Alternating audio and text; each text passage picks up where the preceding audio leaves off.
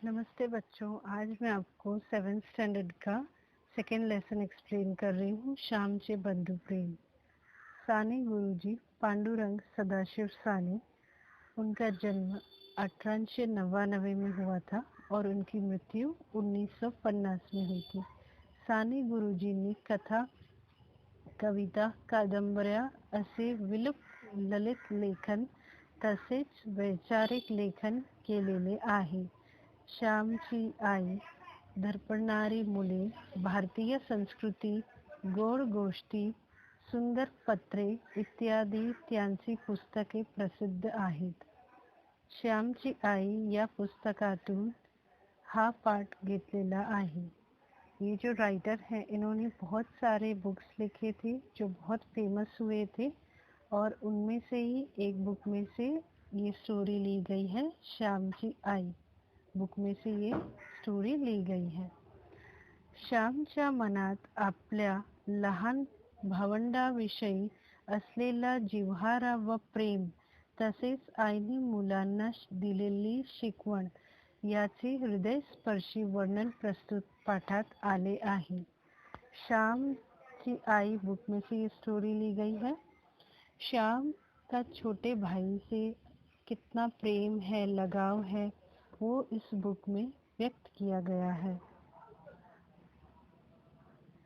और एक माँ अपने बच्चों को अच्छे संस्कार देती है, वो इस लेसन में हम पढ़ेंगे। मे महिन्याची सुट्टी संपून मी परत दापोलीस शिकवणास गेलो. शाळा सुरू झाली, पावसाळाही सुरू झाला. तप्त जमिनीला मेघ शांतवू लागले. तपलेल्या जमिनीवर पाणी पडे व कसा सुंदर वास सुटे. नवीनच पाऊस जेव्हा सुरू होतो तेव्हा मातीचा एक रम्य सुंदर वास सुटत असतो.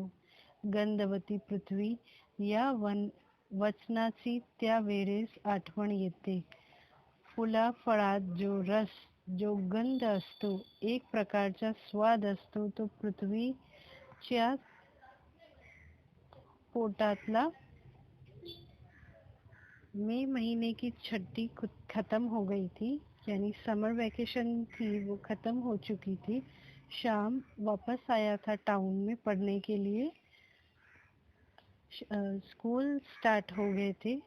पहली बारिश स्टार्ट हो गई थी और पहली बारिश जब पड़ने लगती है, जो इतनी तपती हुई ज़मीन है, तप्त मीन्स हॉट, जो एकदम गर्म पृथ्वी होती है, उसमें जब पानी बरसता है, बारिश होती है, उसके बाद में वो ज़मीन पूरी ठंडी हो जाती है, एकदम शांत हो जाती है। और जब नई नई बारिश शुरू होने लगती है तो मिट्टी में से बहुत सुंदर खुशबू आने लगती है। ऐसा लगता है जैसे पृथ्वी पूरी एकदम खुशबूदार पृथ्वी हो गई है। और जो फल और फूलों में रस होती है, जो स्वाद होता है, ऐसे लगता है हमें धरती माता के पेट में से वो सब मिलते हैं। घरून दापोलीस येताना या वेळेस मी एकच निश्चय करून आलो होतो. सुट्टीत घरी असताना एके दिवशी लहान भाऊ नवीन सदऱ्यासाठी हट्ट धरून बसला होता. या वेळेस त्याची समजूत घालताना आई म्हणाली, तुझे अण्णा दादा मोठे होतील, रोजगारी होतील, मग तुला 6 महिन्यांनी नवीन सदरा शिवतील. आता नको हट्ट धरू. मित्रांनो, माझ्या लहानपणी कपड्यांचे बंड फार माजले नव्हते. आम्हाला कोट माहीतच नव्हता. कित्येकदा सादराही वर्षा 2 वर्षांनी नवीन मिळवायचा. थंडीच्या दिवसात धोतर चौगरी करून गळ्याशी बांधून शाळेत जावायचे. मफलर नव्हते, जॅकेट नव्हती, गरम कोट नव्हती. जब मैं घर से आ रहा था इस बार दापोली अपने पढ़ने के लिए, तब मैंने डिसाइड किया था, मन में कुछ डिसीजन लेके आया था। ऐसे शाम कह रहा है, छुट्टियों में जब अपने घर था तो उसके छोटे भाई ने न्यू जैकेट के लिए जिद किया था। उसकी माँ थी उसे बहुत समझा रही थी कि बेटा तू जिद मत कर, हमारे पास अभी पैसे नहीं है, लेकिन बच्चे हैं कभी कभी समझते नहीं हैं। तो वो बहुत जिद करने लगा। तो उसकी माँ समझाते हुए उसे कह रही है कि देख तेरे जो भाई हैं वो अभी वो छोटे हैं, जब वो बड़े हो जाएंगे तो वो कमाने लगेंगे, फिर 6 महीने में ही तुझे वो नया सादरा दिला देंगे, अभी तू जिद मत कर। उसकी माँ समझाती है श्याम के छोटे भाई को। श्याम कहता है जब वो छोटा था तब उस समय उस टाइम पे फैंसी कपड़े नहीं मिलते थे। उस समय एकदम कपड़े जो थे सिंपल मिलते थे। देखिए अब हमारे पास बहुत सारी वैरायटी है, चाहे वो गर्ल्स की होती है या बॉयज़ की होती है, हमारे पास बहुत सारी वैरायटी है। लेकिन उस ज़माने में सिंपल कपड़े मिलते थे, कोई वैरायटी नहीं होती थी। और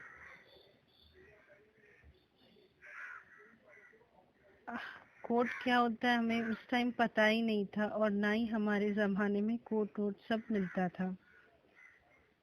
और जब साल 2 साल में एक बार हमें जैकेट मिलता था, क्योंकि उस समय उसके पेरेंट्स जो थे वो फाइनेंशियली काफ़ी वीक थे, इसलिए अपने बच्चों को ज़्यादा कपड़े नहीं दे सकते थे। ठंडी के दिनों में धोती को 4 टाइम्स फोल्ड करके वो अपने गले में बांधते थे।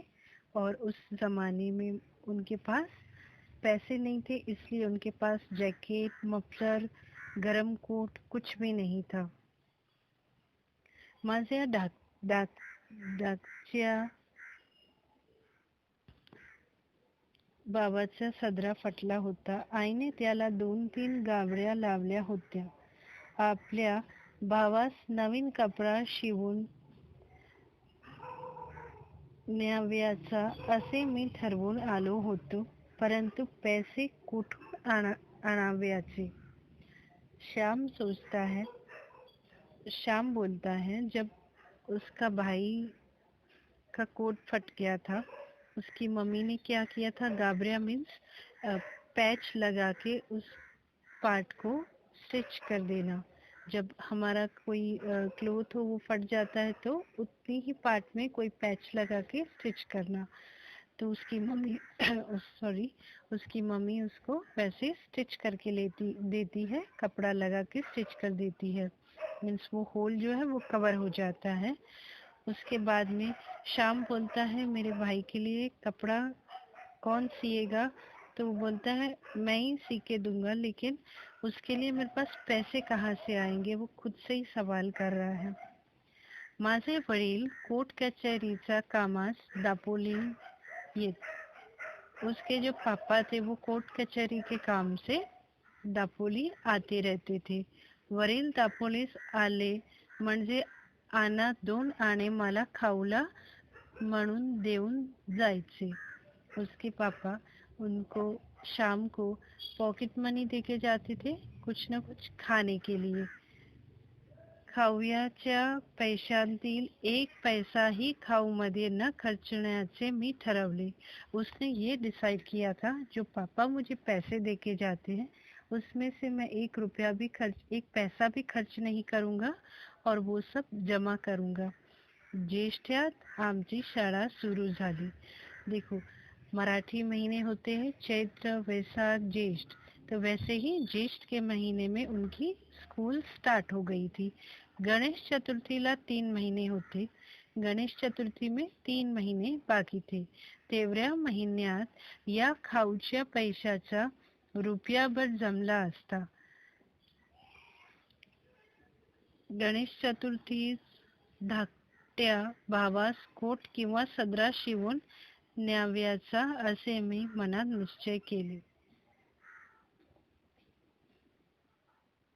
अब वो कह रहा है कि गणेश चतुर्थी में अभी 3 महीने बाकी हैं, लगता है तब तक शायद 1 रुपया मेरे पास जमा हो जाएगा और छोटे भाई के लिए मैं कोट या जिससे हो पाएगा मैं वो सिलवा के दूंगा, ऐसे वो अपने मन में डिसाइड करके आया था।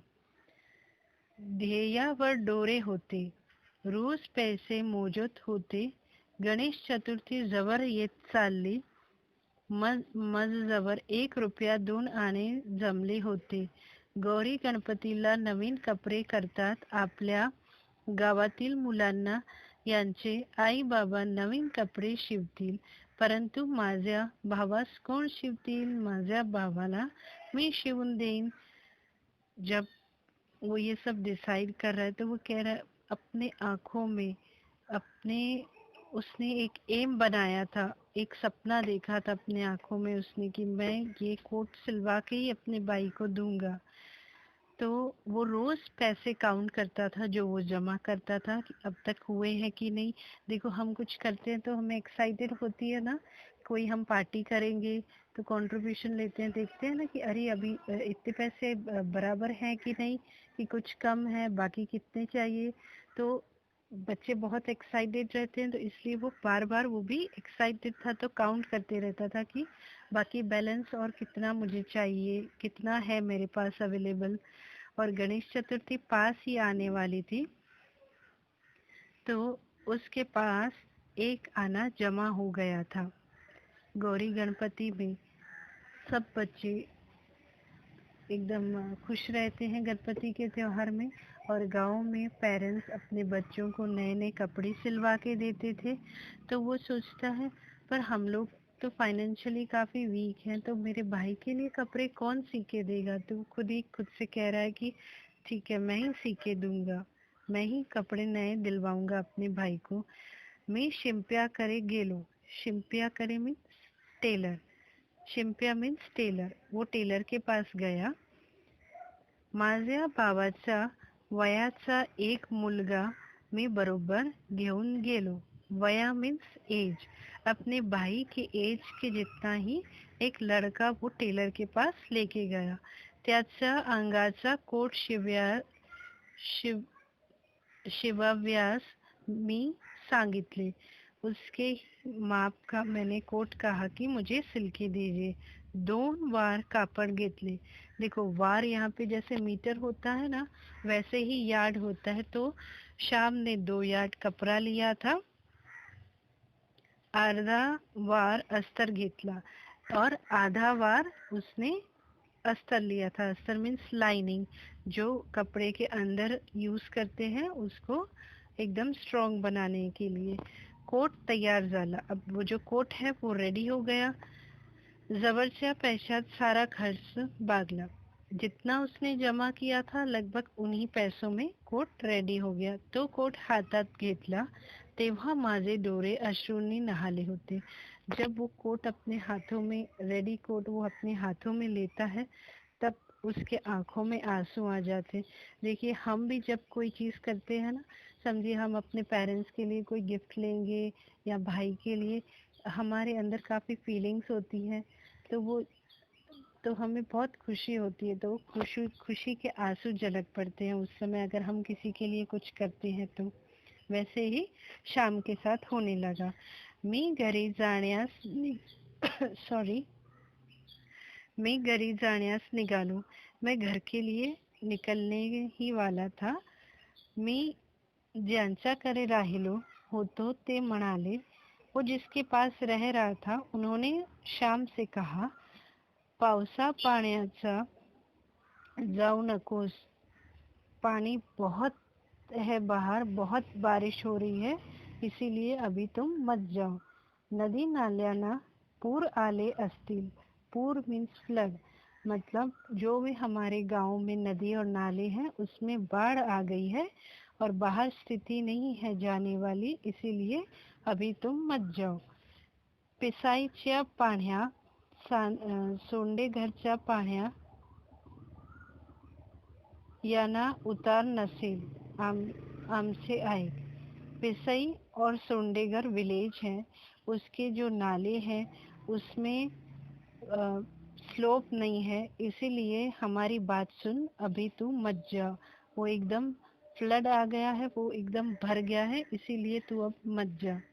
मी कोणाचे ऐकले नाही, मैंने किसी का भी नहीं सुना, हृदयात प्रेम पूर आला होता, तो नदी नाल्यास थोडीच भीक घालणार. बुक श्याम कह रहा है, मैंने किसी का भी सुना नहीं, मेरे भी दिल में एकदम, मेरे दिल में मेरे भाई के लिए एकदम प्यार की बाढ़ आ गई है जैसे. तो वो ये नदी के बाढ़ की वजह से थोड़ी ना रुकने वाली है, या जो ये नाला है या नदियाँ है उसकी मुझे कोई परवाह नहीं है. मुझे भी, मेरे भी मन में बाढ़ आ गई है. अब मुझे किसी भी हाल में मेरे घर जाना है. उसने ये निश्चय किया था. नवीन कोट बगून घेऊन मी निघालो. नया कोट लेके, नवीन कोट बांधून घेऊन मी निघालो. नया कोट वो बांध के फिर पैक करके वो चला गया. पंख असते तर एकदम उड़ून गेलो असतो. वो श्याम कह रहा है, अगर मेरे पास इस वक्त अगर पंख होते थे, विंग्स होते थे, तो मैं उड़ के अपने घर चला जाता था, अपने बाई के पास. चालण्याचे श्रमच वाटत न होते. देखो, वो कह रहा है कि अभी वो इतना एक्साइटेड था, इतना उसके मन में प्रेम भराया था, तो वो कह रहा है मैं इतना चला तो भी मेरे को थोड़ी सी भी थकावट नहीं लग रही है. लेकिन अगर वैसे नॉर्मली हम थोड़ा सा ही चलते हैं तो हम बहुत थक जाते हैं, लेकिन ये इतना चलने पर भी थकावट इसको नहीं हुई, क्योंकि ही इज़ वेरी एक्साइटेड. सुख स्वप्नात दंग होतो. वो खुशी के सपने में एकदम खोया हुआ था. आईला किती आनंद होईल या कल्पनेत मी होतो. वो एक इमेजिनेशन में चल रहा था कि जब मैं ये कोट लेके जाऊंगा अपने घर तो मेरी माँ कितनी खुश होगी. और सही भी बात है, जब हम कुछ करते हैं तो हमारे पेरेंट्स, अच्छा कुछ करते हैं तो हमारे पेरेंट्स भी बहुत खुश होते हैं.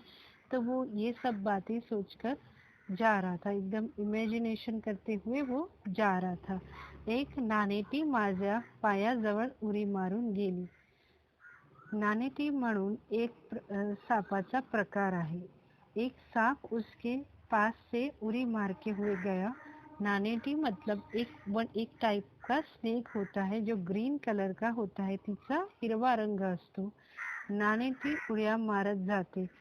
नॉर्मली स्नेक कैसे जाता है, ऐसे रेंग के, और लेकिन यहाँ पे जो है वो जंपिंग करके जा रहा था.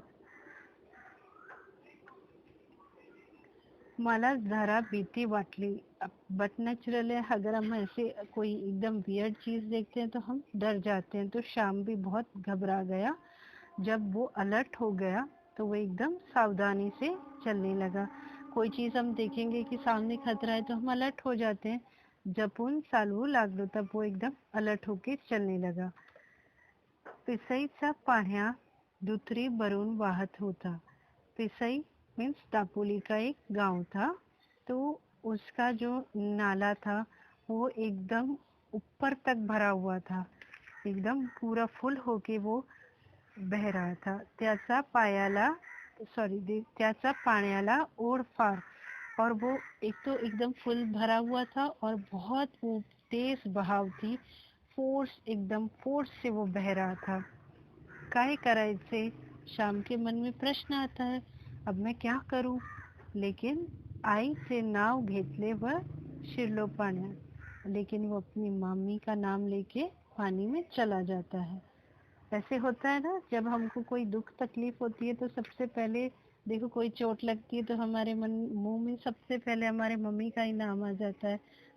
आई ग मम्मी. ऐसे ही हम मम्मी का नाम लेते हैं जब हमको कुछ कष्ट होता है. तो हातात काठी होती, उसके हाथ में उसने एक लकड़ी ली. पुढे काठी टाकव्याची व मग पाऊल टाकव्याची. आगे वो पहले लकड़ी रख रहा था कि चेक कर रहा था कि आगे खड्डा है या कोई पत्थर है. उसके बाद वो चेक करने के बाद अपना पाँव रख रहा था. मी वाहून जाण्याच्या बेतात होतो. अब तो मुझे लग रहा है कि शायद मैं बहकर ही जाऊंगा इस पानी में, क्योंकि वो पानी में फोर्स बहुत था, ऐसे शाम कह रहा है. परंतु कसा बसा बाहर आलो. लेकिन किसी तरह से शाम बाहर आ गया. इतर नदी नाल्या प्रेमाने बेटव्यास जाना तो नाला।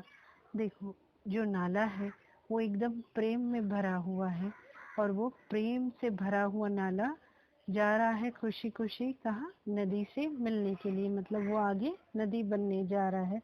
तो मला कसा बुडवील, जब वो इतना खुश है नाला, तो वो मुझे कैसे डुबाएगा। मी माझ्या भावास भेटव्यास जात होतो, मैं अपने भाई से ही तो मिलने जा रहा हूँ। मी नाल्या इतक्यात उत्सुक होतो, धावपळ, मैं नाले जितना ही एकदम एक्साइटेड हूँ और भागदौड़ कर रहा हूँ, त्या नाल्याप्रमाणे मीही हृदय भरून घेऊन जातो होतो। जैसे नाले में एकदम एक्साइटमेंट है, एकदम प्रेम है नदी से मिलने के लिए, वैसे ही मेरे हृदय में भी प्रेम है अपने भाई से मिलने के लिए। धन्यवाद।